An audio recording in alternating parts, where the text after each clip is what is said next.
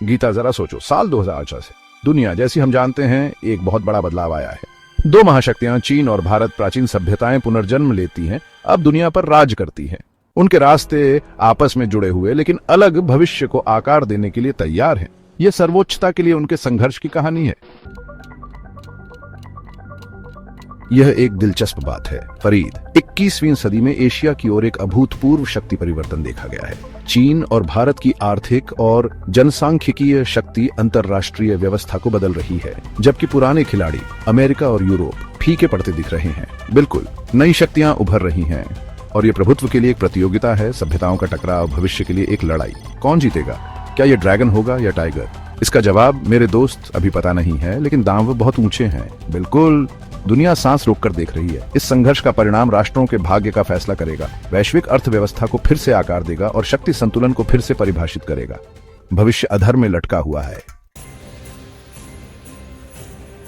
आइए चीन के रास्ते पर गौर करें। चीन सोया हुआ विशालकाय जाग गया है। इसका आर्थिक परिवर्तन किसी चमत्कार से कम नहीं है। एक गरीबी से त्रस्त राष्ट्र से यह एक वैश्विक महाशक्ति बन गया है। इसकी सैन्य ताकत बढ़ रही है, इसकी तकनीकी कौशल निर्विवाद है। याद है जब हम 2018 में शंघाई गए थे, विकास का विशाल पैमाना लुभावनी था।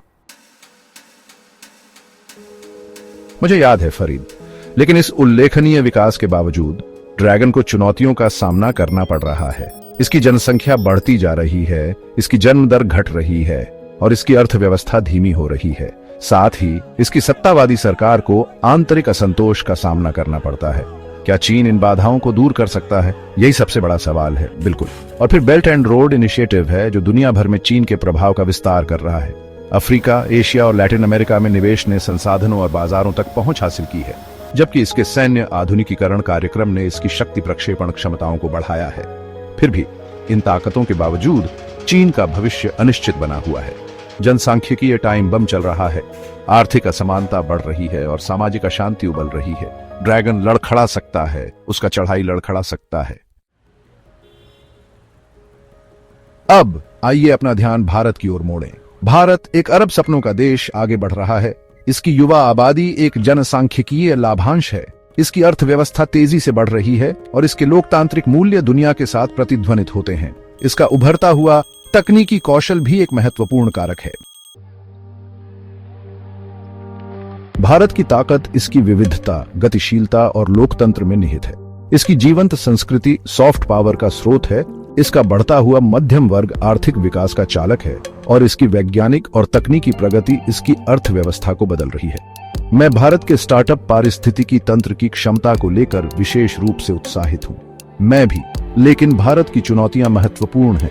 गरीबी और असमानता व्यापक है, बुनियादी ढांचे का विकास पीछे है, इसकी शिक्षा प्रणाली में सुधार की जरूरत है और इसकी राजनीतिक व्यवस्था भंगुर हो सकती है। क्या भारत इन बाधाओं को पार कर सकता है? यही मुख्य सवाल है।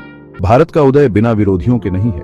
कुछ इसे वैश्विक नहीं बल्कि क्षेत्रीय शक्ति के रूप में देखते हैं। दूसरे इसकी आंतरिक विविधता को प्रबंधित करने की क्षमता पर सवाल उठाते हैं। लेकिन भारत की क्षमता निर्विवाद है, बाघ दहाड़ रहा है और दुनिया ध्यान दे रही है। तो वापस 2050 में दुनिया बदल गई है। चीन और भारत वैश्विक शक्तियों के रूप में उभरे हैं। उनका प्रभाव पूरी दुनिया में महसूस किया जाता है। उनकी प्रतिस्पर्धा ने अंतरराष्ट्रीय व्यवस्था को बदल दिया है, लेकिन भविष्य अनिश्चित बना हुआ है। 2050 पर कौन राज्य करेगा? इसका जवाब साफ नहीं है। चीन की आर्थिक और सैन्य ताकत दुर्जेय है, लेकिन इसकी जनसांख्यिकीय चुनौतियां वास्तविक हैं। भारत का जनसांख्यिकीय लाभांश ताकत का स्रोत है, लेकिन इसकी आर्थिक और सैन्य शक्ति अभी भी विकसित हो रही है। भविष्य कई कारकों पर निर्भर करता है। क्या चीन की अर्थव्यवस्था बढ़ती रहेगी? क्या भारत का लोकतंत्र स्थिर रहेगा? क्या दोनों दिग्गज सहयोग करेंगे या टकराएंगे? इन सवालों के जवाब 21वीं सदी का आकार तय करेंगे। बिल्कुल, चीन और भारत के उदय के रूप में दुनिया प्रत्याशा के साथ देखती है, वैश्विक परिदृश्य को बदल देती है। भविष्य संभावनाओं से भरा है। एक नाटकीय तस्लीम के लिए मंच तैयार है। हम केवल इंतजार कर सकते हैं और देख सकते हैं कि यह कैसे होता है।